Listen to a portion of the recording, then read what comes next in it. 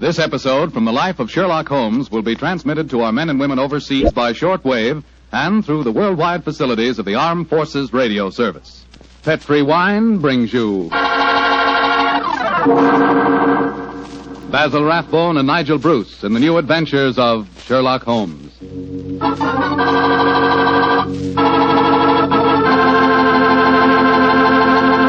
The Petri family, the family that took time to bring you good wine, invite you to listen to Dr. Watson tell about another exciting adventure he shared with his old friend, that master detective Sherlock Holmes. I suppose your dinner is well over by now, so now's the perfect time to get out a bottle of that swell Petri California port. You know, Petri port was just made for a time like this, after dinner when you're just taking things easy. If you've ever tasted Petri port, you know what I mean. It's a hearty, full-bodied wine with a deep red color and a flavor that's just about out of this world. I think that if you had only one wine to choose and the whole world to choose from, chances are you'd pick port. Petri port. That's how good I think it is. That's saying plenty, I know, but I think Petri port will easily live up to all I say about it. Try it and see, and share it with your friends. You can serve Petri port proudly because the name Petri is the proudest name in the history of American wines.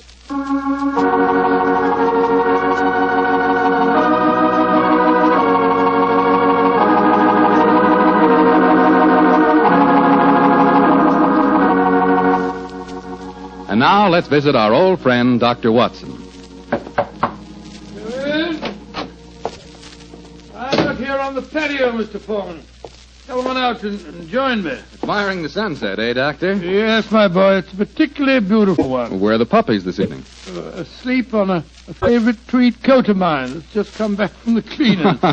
And you hadn't the heart to move them, I suppose. No, I hadn't. Little fellows looked so comfortable. In fact, I sometimes wonder if these... But you can come here to listen to a dissertation on the behavior of dogs? Well, it is getting near story time, Doctor. Yes, of course it is. Well, just let me get my pipe properly lighted. That's it. The story I'm going to tell you tonight began in 1909. I received a telegram from my old friend telling me that he was leaving his Sussex bee farm and coming to London for a few days. I hadn't seen the great man for several months, so naturally I went to Victoria Station to meet him. As the train drew to a stop, the door of a first-class carriage swung open and Sherlock Holmes, hand outstretched, jumped down onto the platform to greet me. Watson, my dear fellow, how are you? Oh, Holmes, my dear fellow, it's good to see you again. I've missed you.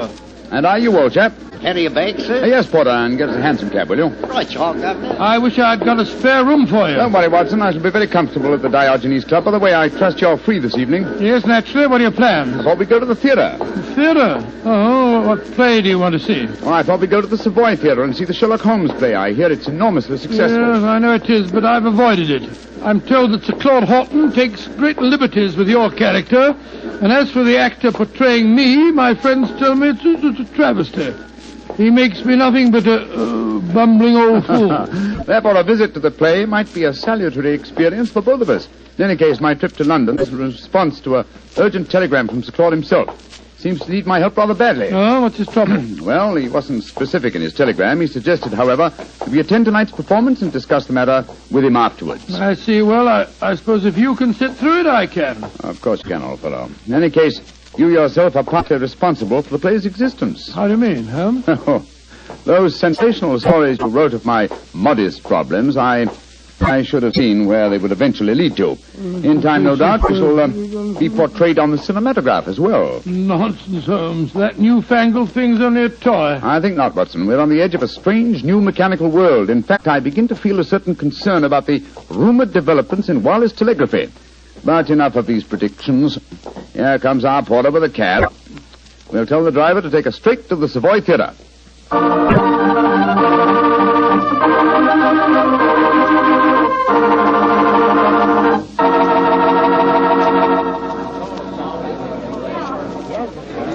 Just look at that line of people at the box office, Holmes. Very flattering, old chap. Well, possibly, but I hope it doesn't mean that we've got to wait our turn and... Excuse me, gentlemen.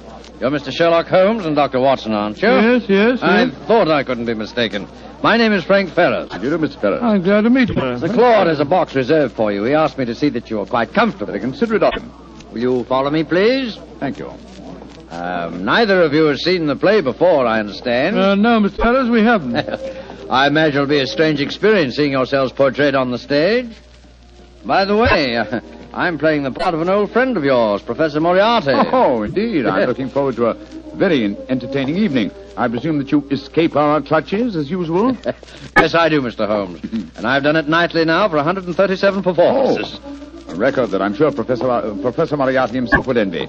Had it not been for his memorable demise at the Reichenbach Falls. Here we are, gentlemen. This is the box reserved for you.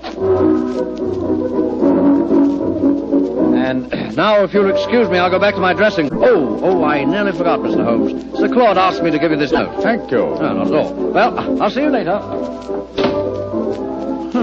Very nice fellow for an actor. Don't be a snob, Watson. Well, what does the Claude note say? I'll read it to you. Dear Holmes, since I telegraphed you yesterday, there have been strange developments. In fact, I've been doing some detective work off stage as well as on. Watch the performance tonight and watch the audience too, particularly the occupant of the box opposite yours. Please come to my dressing room as soon as the last curtain has fallen. He's being very mysterious, and the box opposite ours is empty. No. Look, Watson, look. Someone has just entered. Confound it, the house lights are going out. The first act's beginning, Holmes. The first act, yes. Well, sit back and relax, old fellow. Let's see what they've done to us.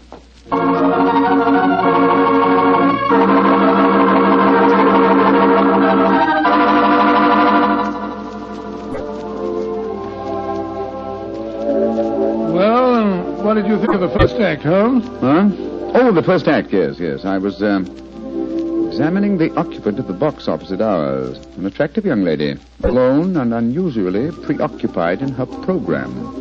In fact, one might assume that she was trying to hide her face. Yes, but the play, don't you think it's ridiculous? Just imagine a crown jewel being stolen from the Tower of London. Why not? It's been attempted many times. Anyhow, you must admit that the actor who's portraying me behaves like a blithering idiot. And Sir Claude's interpretation of you is pretty far-fetched. Far-fetched, but flattering, Watson. What poise, what suavity, and what a voice.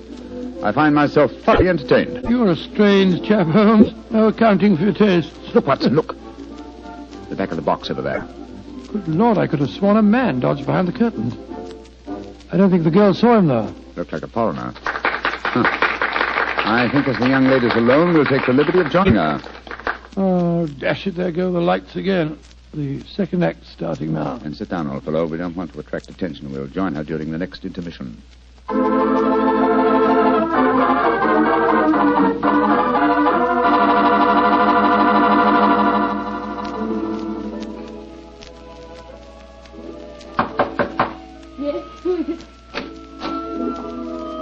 are you? What do you want with me? My name is Sherlock Holmes, and this is my colleague, Dr. Watson. How do you do, young lady? I hope you'll forgive this intrusion, but Sir Claude requested that I keep an eye on you during the play tonight. Please come in and sit down, won't you? Thank you. Oh, this is very kind of you. You must forgive my abruptness just now. But I've just been watching Sherlock Holmes and Dr. Watson being impersonated on the stage. It's rather startling to have the real couple walk into my box. Yes, I quite understand. By the way, just before the curtain went up on the second act, I thought I noticed a man come into the back of this box and then disappear again. Were you aware of his presence? No, I didn't see him. But I know who it is. He's been following me for weeks now. Perhaps you'd like to tell us about it, Miss... Henshaw. Alicia Henshaw. Yes, I would. As a matter of fact, that's why I'm here tonight. Sir Claude Horton's an old friend of my father's. I went to ask his advice. He did some investigating himself for a few days, and then he found himself a little out of his depth, so he decided to telegraph for you, Mr. Holmes. We were going to meet in his dressing room after the performance tonight. Splendid. And now, Miss Henshaw, what is your story? It's a strange one, Mr. Holmes, though I didn't realize just how strange until I first saw this play a few nights ago. You see, my story concerns a stolen ruby. Good Lord, and tonight's play revolves around the same thing. Exactly. I might as well tell you how it all started. My brother's an officer of the British Army stationed in Egypt. Early this year, he saved the life of a very important native personage in some uprising in Cairo and was rewarded with a magnificent ruby. This jewel he sent to my Uncle Timothy and me. We're the last of the Henshaws, you see. Did your brother tell you the name of this personage? He didn't know it, Mr. Holmes. Apparently the whole affair was hushed up. I see. Please continue. Well, the trouble began shortly after Uncle Timothy and I received the ruby. A description of it was published in the papers, and a few days later a message came to us from Egyptian Muhammad Ali, laying claim to the stone as one stolen from his family years ago. He sent an expert to our house who examined the ruby under a lens, Mr. Holmes, and then tapped it with a hammer. It fell to pieces. It was a fraud. Gracious me, an amazing thing. I'm sure that's not the end of the story, Miss Henshaw. Oh, no, Mr. Holmes. I wrote and told my brother what had happened. He became very suspicious and suggested that I investigate the credentials of the expert that examined the stone. I think I can finish the story for you. The supposed expert was a jewel thief who substituted a paste ruby for the real one, destroyed the imitation, and walked off with the treasure. It's an old trick. Of course, you haven't been able to find any trace of the supposed expert. Well, that's the funny part of it, Mr. Holmes. Uncle Timothy and I gave a description to the police, but it was a very vague one, I'm afraid. All the time, Uncle said the man reminded him of a colleague of his many years ago at the university, a professor of mathematics.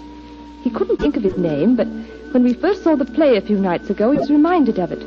The name was Moriarty. Moriarty?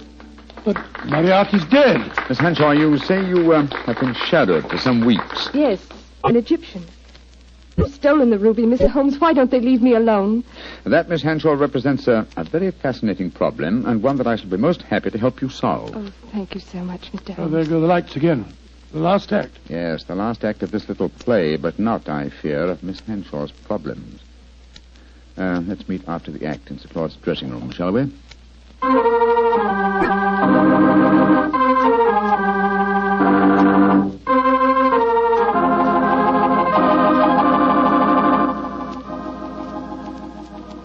Well, Holmes, how did you enjoy the play? Very much, Sir Claude. May I introduce my old friend, Dr. Watson? How do you do, Sir Claude? How are you, Doctor? I see you've already made the acquaintance of Miss Henshaw. She, no doubt, has told you her troubles, eh? Yes, Sir Claude. And Mr. Holmes has promised to help me. Splendid. Tell me, Watson, how did you like the play?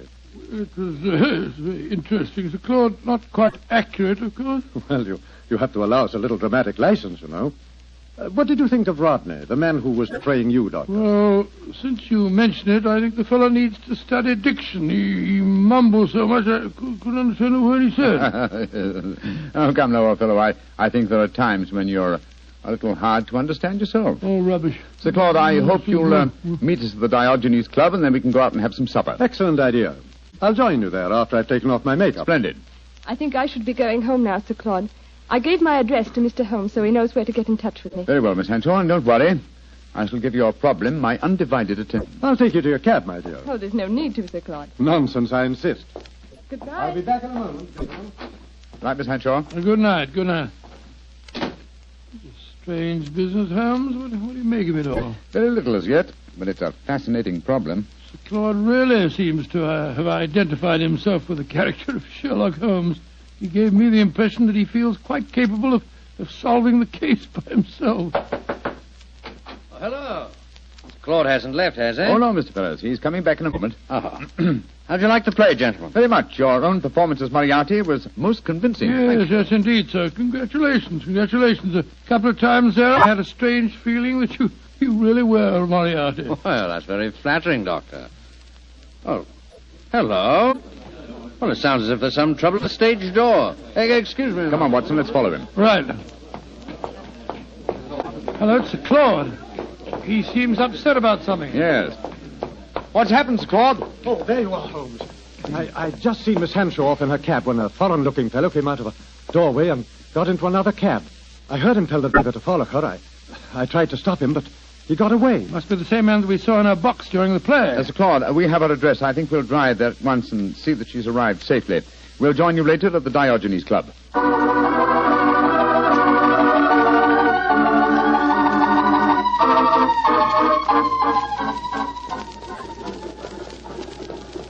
Well, Holmes, here we go. Off on another adventure. Yes, and one that may give us an opportunity of crossing It was Moriarty once more. Oh, Moriarty's dead. He was killed when you and he fell over the precipice in 91. He was supposed to have been killed, just as I was, but his body was never found. It's impossible, or rather possible, that he returned to pour into the ears of Colonel Moran a story as unlikely and as true as the one I related to you on that April evening in 1894. One can never be sure of death, old chap, until one has touched the cold skin of a corpse.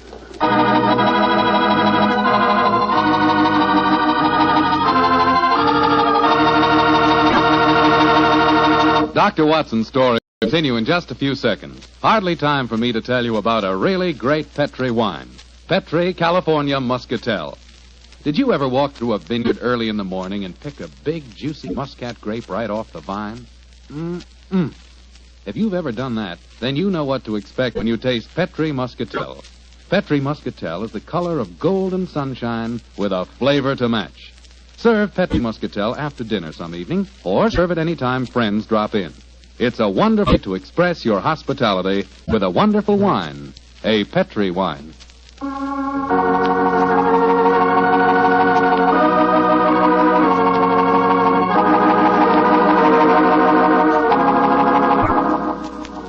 And now back to tonight's new Sherlock Holmes adventure. The famous pair have become involved in a strange mystery concerning a stolen ruby, a frightened girl, and an Egyptian who appears to be shadowing her. As we rejoin our story, Sherlock Holmes and Dr. Watson are standing in a darkened alleyway adjoining the girl's house. Holmes, look. That Egyptian fellow. He's pacing up and down in front of us. Yes, therefore we may assume she's safely inside. Seems to be giving up. He's coming this way. Flatten yourself against the wall. Good evening, sir. Good evening. Who are you, please? We are friends of Miss Henshaw, and we're very curious to know why you've been following her. I'm sorry that I cannot answer your question, sir. Now, look here, my man. You're talking to Mr. Sherlock Holmes. You are Mr. Sherlock Holmes? I'm greatly honored to meet you, sir. All my life I have known of you. All my life I have admired you. Then in that case, perhaps you'll answer my questions. Why have you been following Miss Henshaw? Because it is my duty. What do you mean, your duty? Perhaps I should have said my destiny, Mr. Holmes. For 2 generations now, the family of Arabi, of which I am a humble member, have dedicated their lives to finding the stolen treasure of Asyut. What on earth's all that got to do with Miss Henshaw? The treasure of Asyut is a giant ruby. It was stolen many years ago from the family of Muhammad Ali. A few months ago, Miss Henshaw received a mysterious ruby. I have found out many things, Mr. Holmes. I have many sources of information. Then I must regard you in the light of a rival detective in this case. I hardly call myself a detective, Mr. Holmes. My life is dedicated to only one problem. Miss Henshaw now says the jewel was stolen from her. I do not believe it. That is why I watch her. If I am wrong this time, and I do not think I am wrong, then my quest must go on. Always it will go on. Permit me to wish you the best luck, sir. Thank you, Mr. Holmes. Good night, gentlemen. Good night. Sure we shall meet again. Oh, why did you let him go, Holmes? Why not? He's frightening Miss Henshaw. But not molesting her, old chap. In fact, it might be a good thing if someone is keeping an eye on her. In the meanwhile, Watson, let's see if we can find a cab and get back to the Diogenes Club. I don't want to keep Sir Claude waiting.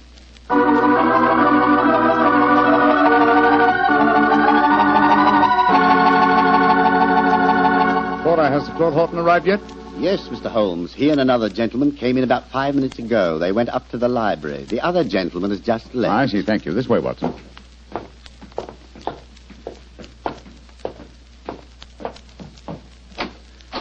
I'm sorry, Sir Claude. We've kept you waiting. We took a little longer, but... Sir Claude! Great heavens, what's the matter with him? Holmes, I found the answer. Too late. It's... No, sir. Don't try and stand up. You're ill. What are you trying to tell me? The ruby. Moriarty. The answer's in the book. In the book. Sir Claude! Holmes! He's been stabbed. He's dead. Just as he was trying to give me a message. He was muttering something about the ruby and Moriarty. And twice he said, it's in the book. Yes, there's a book still in his hand. It's a copy of The Tales of Edgar Allan Poe. His thumb's marking a page. It's the story of the Purloined letter. Thank you, Sir Claude. You delivered your message. Come on, Watson. If we want to catch a murderer and a thief, we must go back to the Savoy Theatre as quickly as we can.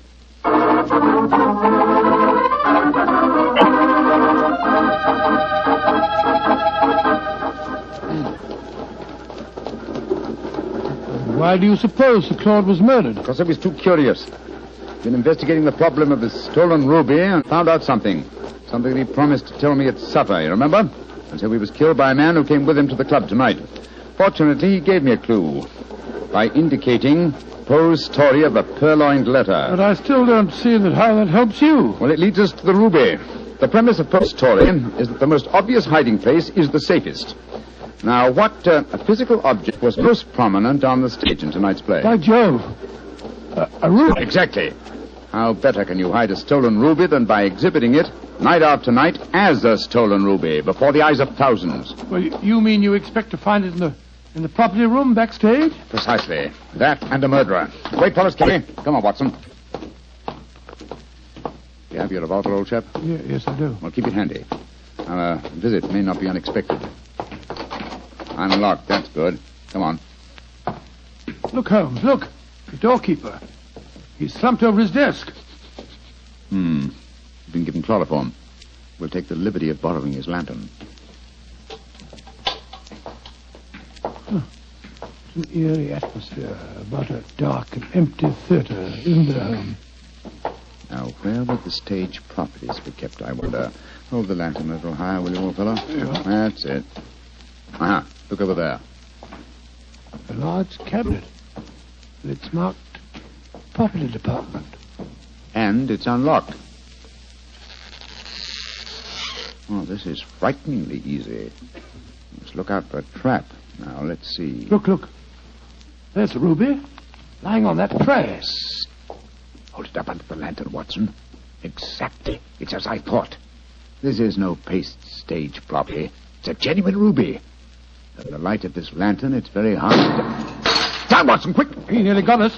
Smashed our lantern. Yes, he's got an air rifle, a powerful one, too, confound. There's no flash to indicate where he's firing from. Of course, he's baited his trap so neatly that he's exactly where we I'm are. going to take a shot at him. I can't see anything, but at least it'll let him know we're armed. Now, move your position quickly, Watson. Just missed me, Holmes. This is hopeless shooting in the dark. Yes.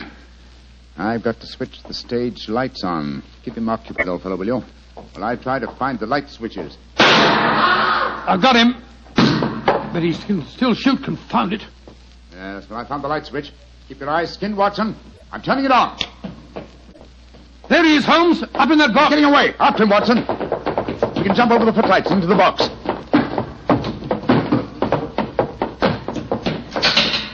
Ah! I'm afraid the bird has flown, Watson. I should have remembered that theatre exit doors always open from the inside. No, he didn't get away, Holmes. Look on the floor there. It's that Egyptian fellow. I hope you haven't wounded him too badly, No, old I don't chap. care if I have. He was trying to kill us. No, it's only a shoulder wound. He's fainted, infernal scoundrel. No, he's a very gallant man. Undoubtedly, he was trying to save us as you shot him just now. Holmes, what on earth are you talking about? Obviously, he's Moriarty. No, Watson, Moriarty just escaped through the door you heard clang a few moments ago. Then what's this man doing here? As a fellow detective, undoubtedly he followed us. Perhaps he preceded us. When Moriarty started shooting, this man tried to capture him and got wounded by you for pains. Then who is Moriarty? He must be someone connected with this theatre. It's obvious. Moriarty is Moriarty. What? You mean Frank Ferrers, the fellow that played the part on the stage? Again, remember Poe's story of the purloined letter. But why didn't you recognize him? Oh, remember, I haven't seen him for 20 years, and you haven't forgotten his genius for disguise, have you? What incredible audacity.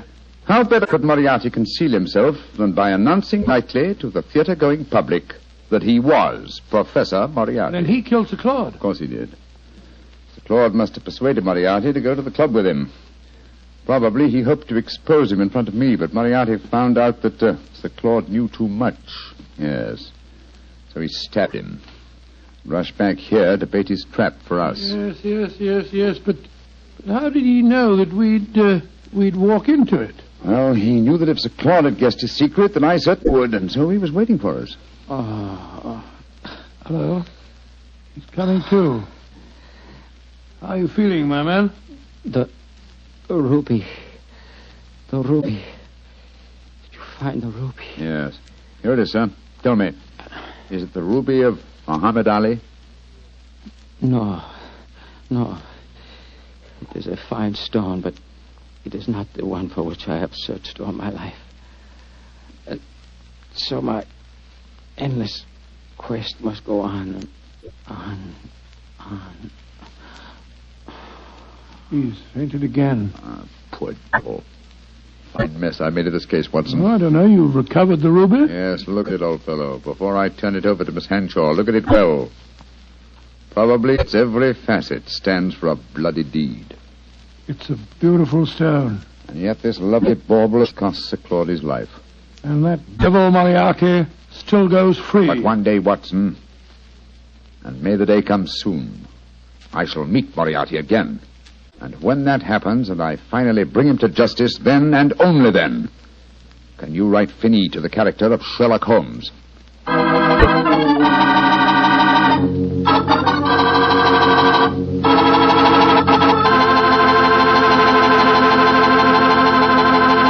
Well, Doctor, that was kind of an exciting story. Tell me, did the Egyptian recover from his bullet wound? Yes, indeed he did, and rather quickly, too, Mr. Foreman. I felt very badly about shooting him, but of course I couldn't help it. Of course not. But, you know, if I had to shoot someone accidentally, I wish it could have been the actor who portrayed me on the stage. Wretched fellow mumbled all over the place. Oh, don't worry about that. After all, you did recover the ruby. Yes, and a beautiful stone it was. The color of, the color of a fine glass of port when the light shines through it. By a fine port, I take it you're talking about a Petri port? Is there any other kind? Well, all kidding aside, Doctor, Petri port, like all Petri wines, is good wine. And I can tell you why very simply. Petri took time to bring you good wine. You see, the Petri family has been making wine for a good many generations, since way back in the 1800s. And because the Petri business has always been family-owned, everything the family has ever learned about the art of making wine, they've been able to hand down from father to son. From father to son. That adds up to a lot of skill and a lot of experience when it comes to turning plump, juice-filled California grapes into clear, fragrant, delicious wine. So when you want a wine for any occasion, obviously you'd go wrong with a Petri wine, because Petri took time to bring you good wine. And now, Dr. Watson, what story do you have lined up for us next week? Now let me see. Next week, Mr. Foreman, I'm going to tell you a most unusual adventure that occurred to Sherlock Holmes and me early in the last World War. It took place in Flanders and concerned a famous British general, an actress, and a German firing squad. Boy, that sounds like a real thriller. Well, see you here next week. No. Not here, Mr. Foreman, remember? Oh, of course. Next week, we're going to be at the Paramount Theater in Hollywood for the 7th War Loan Drive. That's quite right. Ladies and gentlemen, I can't invite you all to my home for one of our broadcasts, but we can get together next week at the Paramount Theater in Hollywood.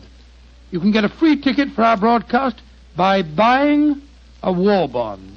And I sincerely hope that you will do this, so that we can see you next week at this time.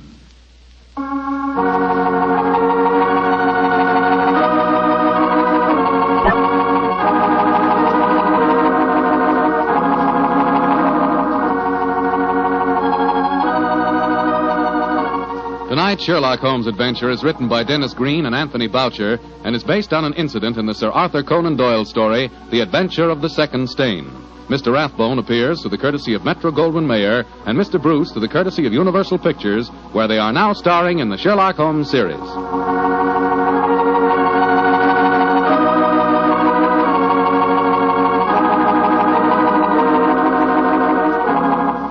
The Petri Wine Company of San Francisco, California, invites you to tune in again next week, same time, same station.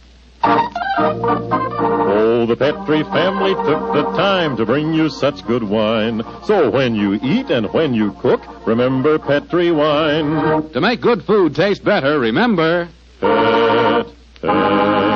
Petri